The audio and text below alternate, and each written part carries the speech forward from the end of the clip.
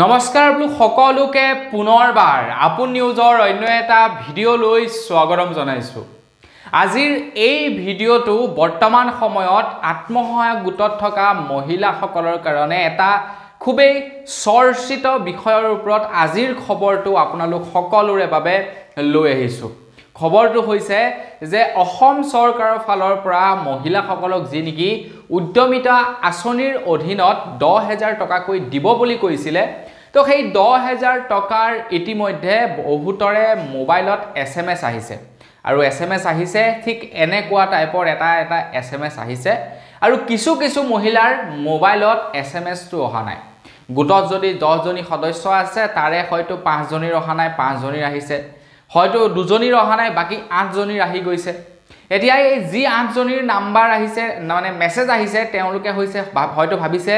যে আমি পইচাটো পাম, বাকি যি 2 জনীৰ মেছেজটো অহা নাই তেওঁলোকে ভাবিছে হয়তো আমি পইচাটো নাপাম। এতিয়া মই আজি আপোনালোকক এই ভিডিঅ'টোত গোটেই মামলাটোৰ বিষয়ে বুজাম যে যি নেকি আপোনালোকলৈ মেছেজ আহিছে তো এই মেছেজ অহা মানে কি আপোনালোকে পইচা লাভ কৰিব নেকি, মেছেজ নহা মানে কি আপোনালোকে পইচা লাভ নকৰিব নেকি, মই আজি আপোনালোকক তাৰ ওপৰতে জনাম। তো সকলোবিলাক বিস্তাৰিতভাৱে জনাম, কিন্তু তাৰ আগতে এটা কথা জনাই লওঁ যে মই যেহেতু কোনো চৰকাৰী অফিচাৰ নহয় বা কোনো ধৰণৰ ব্লকৰ কাম কৰা মানুহ নহয়, এই আঁচনি সন্দৰ্ভত আপোনালোকক জনাবলগীয়া বা চৰকাৰেও এতিয়ালৈকে তেনেকুৱা ধৰণৰ একো খবৰ জনোৱা নাই। মই যিমানখিনি তথ্য আপোনালোকক জনাম গোটেইখিনি তথ্য যি নেকি জীৱিকা সখী আছে, যি নেকি জীৱিকা সখীসকলে আত্মসহায়ক গোটৰ কাজবিলাক কৰে, তেনেকুৱা এগৰাকী জীৱিকা সখীৰ পৰা লোৱা তথ্যসমূহ মই আপোনালোকক ডিটেইলছত জনাবলৈ চেষ্টা কৰিম। তো ভিডিঅ'টো প্ৰথমৰ পৰা শেষলৈকে চাই থাকিব। আপোনালোকৰ ঘৰত নিশ্চয় মহিলা আছে, আপোনালোকৰ ঘৰৰো হয়তো মহিলাগৰাকী আত্মসহায়ক গোটত আছে, তেওঁলোকেও হয়তো চিন্তিত হৈ আছে। তো ভিডিঅ'টো সম্পূৰ্ণকৈ চাওক। আপোনাৰ SMS যদি নাই অহা তেতিয়াও চাওক, যদি মেছেজ আহিছে তেতিয়াও সম্পূৰ্ণকৈ ভিডিঅ'টো চাই থাকিব। তো মই শ্ৰীপাঞ্জলি গগৈ, আপোনালোকে চাই আছে আপোন নিউজ। আহক আৰম্ভ কৰোঁ আজিৰ ভিডিঅ'। আগবাঢ়িছোঁ খবৰটোৰ ফালে। খবৰটো দিয়াৰ আগতেই লাইক এটা কৰিবলৈ নাপাহৰিব। বিৰাট এটা ইনফৰ্মেটিভ খবৰ লৈ আহিছোঁ। চেনেলটো যদি ছাবস্ক্ৰাইব কৰা নাই তেন্তে চেনেলটো ছাবস্ক্ৰাইব কৰি ল'ব আৰু ভিডিঅ'টো সকলোলৈকে শ্বেয়াৰ কৰক যাতে সকলোৱে এই খবৰটো জানিব পাৰে। প্ৰথমেই জনাই লওঁ যে যিসকলৰ মোবাইলত এই মেছেজটো আহিছে তো এই মেছেজটোৰ অৰ্থ কি, মেছেজটো যে আহিলে তো মেছেজটো আহিলে মানে কি আপোনালোকে পইচা লাভ কৰিব নেকি। তো আপোনালোকক এখন চৰকাৰৰ ফালৰ পৰা ফৰ্ম বিতৰণ কৰা হৈছিলে য'ত আপোনালোকক 2 কপি গছপুলি ৰোৱা ফটো আৰু ফৰ্মখনত আপোনালোকৰ সকলো তথ্য সন্নিবিষ্ট কৰিবলৈ কৈছিলে আৰু সেই ফৰ্মখনতে লিখা আছিলে যে আপোনালোকে কি কৰিব কি নকৰিব। তো তাৰ ওপৰত সেই ফৰ্মখনত লিখিবলৈ কোৱা আছিলে। এটা ফৰ্মখন দিছিলে অফলাইন মাধ্যমত। তো আপোনালোকে ফৰ্মখন ফিলআপ কৰিলে বা আপোনালোকক হয়তো জীৱিকা সখীয়ে ফৰ্মখন ফিলআপ কৰি দিলে, তাৰ পাছত আপোনালোকে সেই ফৰ্মখন হয়তো জীৱিকা সখীৰ হাতত দিলে বা জীৱিকা সখীয়ে হয়তো সেই ফৰ্মখন ফিলআপ কৰি দিলে। এতিয়া আপোনালোকে অফলাইন মাধ্যমত ফৰ্ম ফিলআপ কৰিছিলে আৰু আজিকালি সকলোবিলাক বস্তু যিহেতু অনলাইন, তো সেই কাৰণে আপোনালোকে যিখন নেকি অফলাইনত ফিলআপ কৰা ফৰ্ম দিছিলে যিকোনো এগৰাকী জীৱিকা সখীক, তো সেই জীৱিকা সখীগৰাকীয়ে কি কৰিছে আপোনালোকৰ ফৰ্মখিনি অনলাইনত সাবমিট কৰিছে আৰু এটা পোৰ্টেল মুকলি কৰি দিছিলে জীৱিকা সখীসকলৰ কাৰণে, আপোনালোকৰ কাৰণে নহয়, জীৱিকা সখীসকলৰ কাৰণে পোৰ্টেল মুকলি কৰিছিলে আৰু সেই জীৱিকা সখীসকলে অনলাইনৰ মাধ্যমত ফৰ্মখন আপলোড কৰিছে। আপোনালোকে যি ডিটেইলছ ভৰাইছে তো সেই ডিটেইলছবিলাক অনলাইনত ভৰাই দিছে। আপুনি কি কৰিব, আপোনালোকে কি কৰে, আপুনি কোনটো গোটৰ মানুহ, আপোনালোকৰ নাম কি, আপোনালোকৰ বেংকৰ ডিটেইলছ কি, A to Z ডিটেইলছ কি কৰিছে অনলাইনত তেওঁলোকে সাবমিট কৰিছে আৰু অনলাইনত সাবমিট কৰিবৰ সময়ত আপোনালোকৰ মোবাইল নাম্বাৰো তেওঁলোকে ৰেজিষ্টাৰ কৰি দিছে। এতিয়া যিসকলৰ নেকি অনলাইনত অলৰেডি ফৰ্মখন সাবমিট হৈ গৈছে তো তেওঁলোকৰ মেছেজ আহি গৈছে মোবাইলত আৰু সেই যি নেকি মেছেজ আহিছে সেইটো কোনো ধৰণৰ পইচা সোমোৱাৰ মেছেজ নহয়, সেইটো ক'বলৈ গ'লে এক প্ৰকাৰৰ আপোনালোকে যে ফৰ্মখন সাবমিট কৰিছে তাৰ এটা প্ৰুফ, মানে আপোনালোকৰ ফৰ্মখন অলৰেডি সাবমিট হৈছে, আপোনালোকে এটা ৰিকুৱেষ্ট পঠাইছে চৰকাৰৰ ওচৰত আপোনালোকক 10,000 টকাটো দিবৰ কাৰণে। তো ইয়াৰ অৰ্থ এইটো নহয় যে আপোনালোকলৈ মেছেজটো আহিলে যে আপোনালোকে পইচাটো পাব,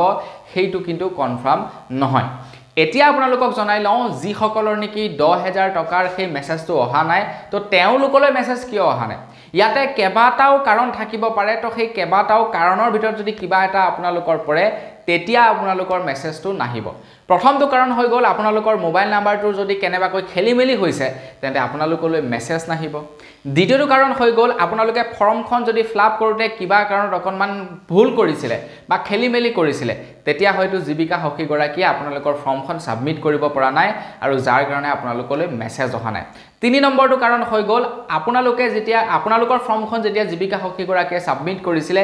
তেতিয়া হয়তো আপোনাৰ সেই সময়ত হয়তো চৰকাৰৰ সাৰ্ভাৰ ডাউন থাকিব পাৰে আৰু যাৰ কাৰণে হয়তো আপোনালোকলৈ মেছেজ নাহিব পাৰে তো মই যিগৰাকী জীৱিকা সখী খুদিছিলো তেখেতে জনোৱা অনুসৰি ফৰ্ম সাবমিট কৰাৰ সময়ত সাকসেসফুলি সাবমিট বুলি দেখায় কিন্তু এসএমএস টো সকলোৰে মোবাইলত নাযায় তো আপোনালোকৰ মোবাইলত যদি মেছেজ অহা নাই তো এইটো নহয় যে আপোনালোকে পইচা নাপাব আপোনালোকৰ ফৰ্মখন হয়তো সাবমিট হৈছে আপোনালোকৰ নাম্বাৰ হয়তো ভুল হ'ব পাৰে আৰু সেই কাৰণে আপোনালোকৰ তাতে মেছেজ অহা নাই আৰু আপোনালোকে ফৰ্মখন যদি ফিলআপ কৰোঁতে কিবা ভুল কৰিছে আৰু আপোনালোকৰ ফৰ্মখন যদি সাবমিট কৰিব পৰা নাই তেনে চিন্তা কৰিব নালাগে আপোনালোকৰ ফৰ্মখন ঠিকঠাক কৰি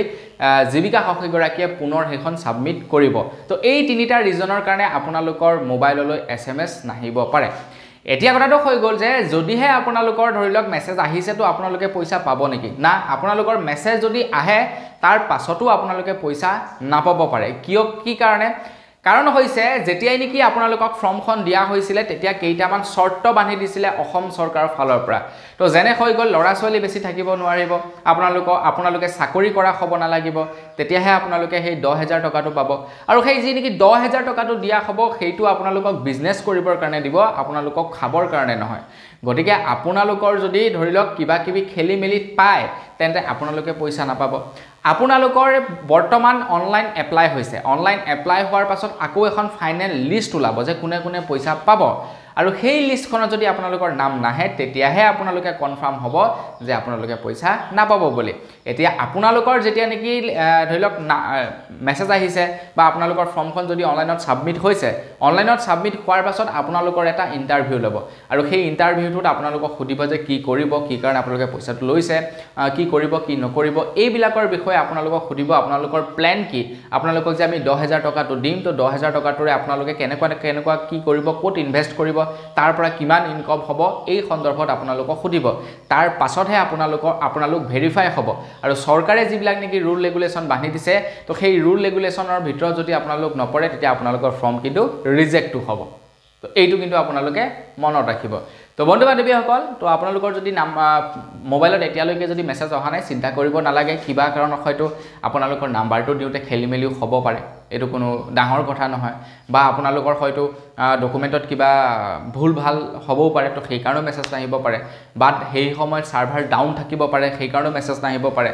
বা ধৰিলক ফৰ্ম যেহেতু ঢেৰ হৈছে জীৱিকা সখীৰ ওচৰত আপোনালোকৰ ফৰ্মখন হয়তো তেওঁলোকে লেট কৈ আপলোড কৰিছে তাৰ কাৰণে মেছেজ নাহিব পাৰে মুঠৰ ওপৰত কেবাটাও পসিবিলিটি থাকিব পাৰে তো আপোনালোকে যেহেতু এপ্লাই কৰিছে ফৰ্মখন যেহেতু আপোনালোকক দিছে তো আপোনালোকে পোৱাৰ চান্সেছ 99% আছে বাকি 1% হয়তো কৰবাত কিবা কাৰণে আপোনালোকে নেপাব পাৰে গতিকে আপোনালোকৰ যদি মেছেজ অহা নাই চিন্তা কৰিব নালাগে আপোনালোকে নিশ্চয় পইচা